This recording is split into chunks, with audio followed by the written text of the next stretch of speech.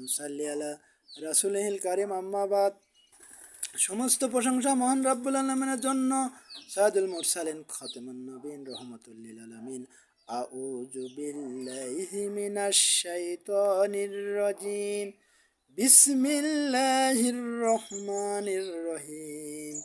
জালিকাল কিতাবুল রাইবা ফীহি হুদাল লিল মুত্তাকিন।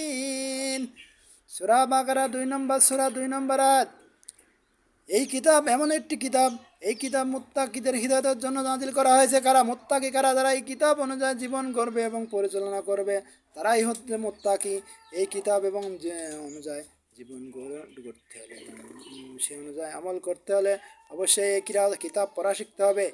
এই জন্য এই কিতাব পড়া শিখতে এই কিতাব পড়া শেখা আমার আপনার জন্য খুবই গুরুত্বপূর্ণ এবং খুবই জরুরি। এবং প্রত্যেক মুসলিম নারীর জন্য কোরআন হাদিসের জ্ঞান অর্জন করা প্রয়োজন। এই জন্য কোরআনের প্রথম আয়াত নাজিল হয়েছে, ইকরা বিসমি রাব্বিকাল্লাযী খলাক, সূরা আলাক আয়াত নম্বর 1।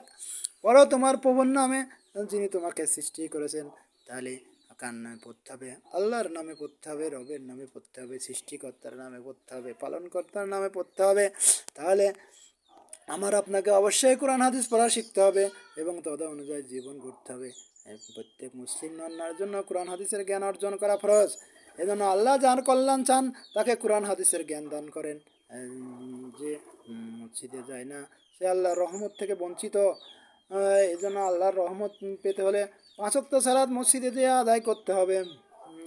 আব্দুল্লাহ বিন ওমর রাদিয়াল্লাহু তাআলা আনহু قال رسول الله صلى الله عليه وسلم بين الرجل وبين الشرك الكفر ترك الصلاة।